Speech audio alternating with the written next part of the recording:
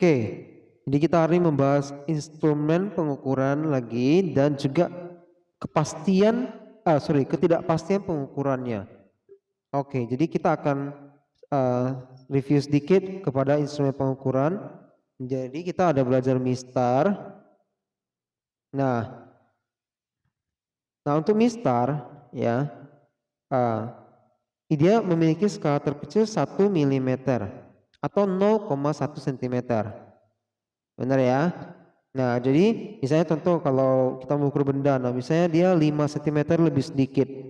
Maka kita bisa taunya misalnya 5,1 cm atau 5,2 cm. Jadi hanya di sekitar 0,1 0,2 gitu. Dia nggak bisa sampai 0,01, ngerti ya? Itu maksudnya skala terkecilnya. Nah, maka Mister mempunyai ketelitian pengukuran 0,5 mm. Ya, biasanya ya.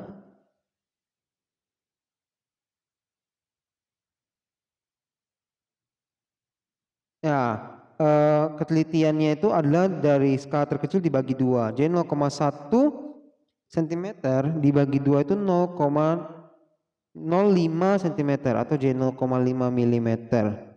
Nah, ini ya di kondisi tertentu ada dipakai ya skala terkecil ini. Oke. Kemudian kita lanjut ke jangka sorong. Nah, untuk jangka sorong ya, dia punya skala terkecil itu adalah 0,01 cm. Sorry, ya betul nih ya, atau 0,1 mm. Nah, jadi dalam cm bisa 0,01. Nah, makanya kita kemarin contoh soal bisa ukur sampai misalnya 5,76 cm ya kan, atau 4,36 cm, bisa sampai 2 digit di belakang koma. Jadi lebih teliti lagi. Nah, itu skala terkecilnya. Kemudian mikrometer sekrup. Kalau mikrometer sekrup juga dia ya ada skala terkecilnya, yaitu di sini 0,01 juga seperti jangka sorong. Tetapi jangka sorong itu kan 0,01 cm, ini 0,01 mm lagi. Nah, lebih kecil lagi. Kalau dibikin jadi cm itu 0,001 cm. Ya, jadi lebih kecil lagi dalam ukuran milimeter. Makanya namanya mikrometer sekrup. Nah, jadi itu kira-kira ya tentang instrumen pengukuran. Nah, ini ada juga sebenarnya pengukuran itu bukannya panjang ya. Yang tadi mistar, jangka sorong sama mikrometer sekrup kan ukur panjang. Ini dia ukur massa. Bisa juga ngaca, tapi kita tidak akan begitu bahas ini ya. Ukur waktu juga ada, stopwatch ya. Nah, kita akan langsung ke ketidakpastian pengukuran. Nah, apa maksudnya? Jadi ketika misalnya saya mengukur, dengan kamu mengukur, dengan orang lain mengukur, kadangkala hasilnya bisa agak berbeda-beda sedikit. Kenapa? Ada beberapa faktor yang memicu itu. Pertama adalah kesalahan umum. Nah, apa itu? Jadi, apakah karena kesalahan membaca? Nah, kurang terampil dalam menyusun memakai alat. Nah, bisa. Ya, bacanya salah. Nah, ada juga kesalahan sistematik. Yaitu sistematik berarti kita bicara alatnya. Nah, kadang misalnya alatnya ini udah mulai lari dia ya. Misalnya kesalahan kalibrasi, kesalahan titik nol komponen alat. Nah, ini contoh kalibrasi. Nanti kalibrasinya tidak tepat. Jadi pengukurannya bisa lebih besar atau lebih kecil. Benar ya? Nah, bahkan handphone aja bisa kita kalibrasi ya. Nah, seperti itu. Kesalahan titik nol. Nah, ini sering terjadi di mana? Di timbangan berat badan. Nah, kita mungkin di sini ada yang udah pakai timbangan digital ya. Tapi kalau kita zaman dulu nggak ada timbangan digital, kita pakai timbangan analog. Yaitu jarumnya dari nol, kalau kita pijak di atas itu kan dia langsung jalan dia kan. Nah, seringkali kalau timbangannya ini apalagi yang udah dipakai sangat lama ya umurnya ya, udah mulai lari. Jadi gak dipijak di atas pun dia kadangkala jarumnya udah nggak pas di nol, bisa jadi lebih dari nol sedikit atau kurang dari nol. Nah, itu kan nanti hasilnya udah lari. Kesalahan komponen alat juga bisa. Kenapa? Nah, misalnya apa nih?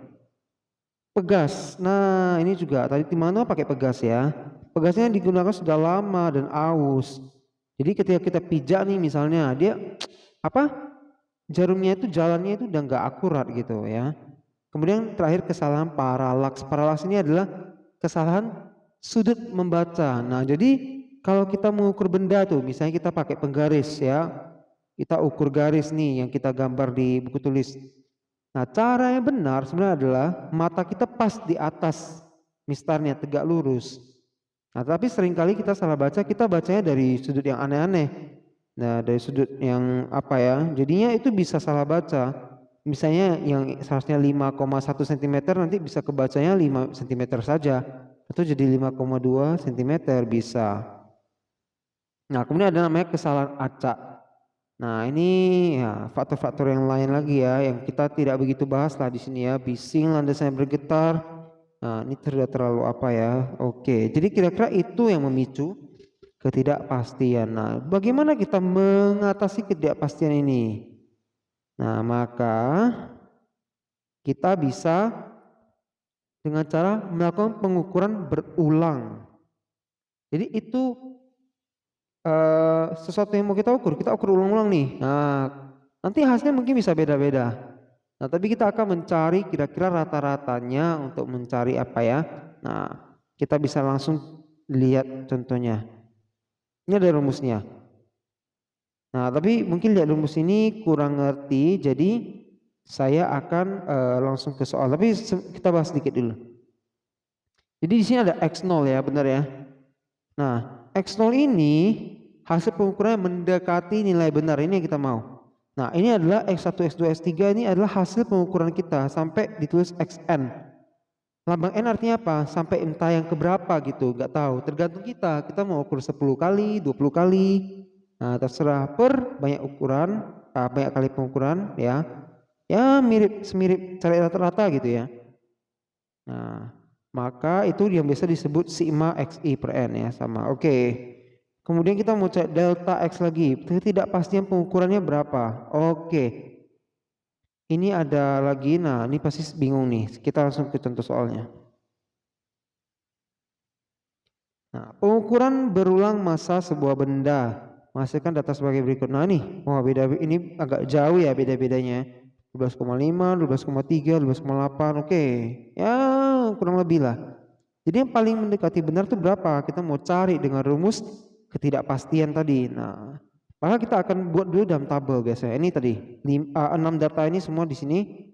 Ya, ini nomor, ini data. Nah, kita cari kuadrat dari masing-masing. Di kuadrat tulis di samping, di kuadrat tulis samping, di kuadrat tulis di samping. Nah, kemudian apa lagi? Kita jumlahkan ke bawah. Ini jumlahkan ke bawah, hasilnya 75,5. Jumlahkan ke bawah, hasilnya 190,31. Nah, lalu diapain nih? Oke, setelah itu kita ambil ini, tadi jumlah yang ini, kita bagi 6. Sesuai ada berapa banyak dia di sini. Ini rumusnya tadi, X0 ya, sama dengan ini. Delta SI per N. Dapat nih, X0-nya ya. Oke, dapat X0 keep dulu, biarin dulu. Sekarang kita cari yang namanya delta X. Nah, delta X ini apa? 1 per jumlah datanya 6 di akar, kemudian ada 6 juga jumlah datanya lagi kali 950 dari mana? Dari yang ini. Jumlah kuadrat dari masing-masing bilangan. Nah, jumlahnya taruh di sini. Kemudian dikurang yang tadi nih, hasil yang ini. Nah, yang bawah nih di kuadrat.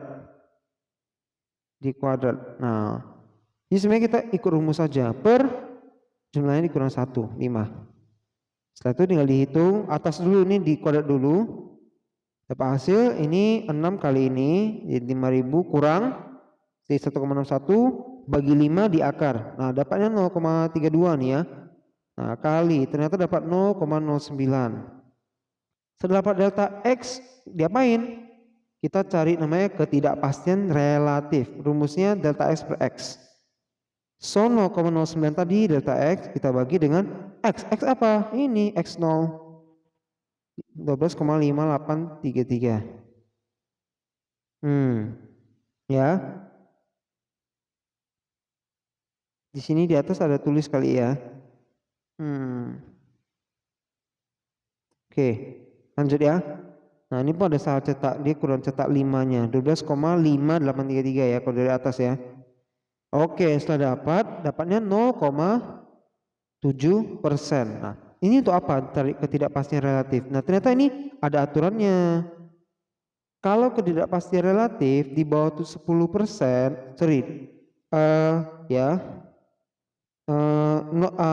0,1% ya. Jangkauannya dari 0,1% sampai 100%, dia berhak atas 4 angka. Kalau 1% ke atas berhak atas 3 angka, 10% ke atas berhak atas 2 angka. Jadi kita tadi persennya 0,7% kan? Ini ya. Maka kita masuk golongan yang di bawah di sini, yaitu berhak atas 4 angka. 3 angka ya ditulis ya. Sebentar saya lihat dulu.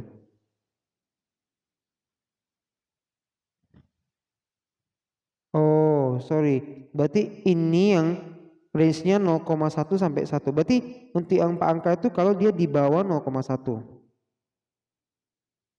Kemudian di bawah 1% 3 angka, di bawah 10% 2 angka, itu yang benar ya. Nah, karena tadi 0,7% di bawah 1% berarti 3 angka kita ambil. Maka nah 12,5 tadi adalah hasil dari ini ya. Pembulatan. Kemudian plus minus 0,09. Nah, jadi di sini jadi tadi kan hasilnya itu 12,5833. Ini kan ada banyak angka nih. Berapa angka ya? 6 digit totalnya semua ya. Tapi kita hanya diperbolehkan tadi berapa digit? 3 digit. Jadi kita hanya ambil 12,5. Ya. Plus minus 0,09 itu dari ini. Gitu ya. Oke. Jadi itu dia. Ini udah bab selanjutnya vektor nanti subbab selanjutnya masih bab yang sama. Jadi sampai sini dulu ketidakpastian relatif. Nanti kalau ada soal yang begini juga udah bisa kerjakan dong ya. Udah bisa dong ya. Karena tinggal masuk rumus saja. Oke.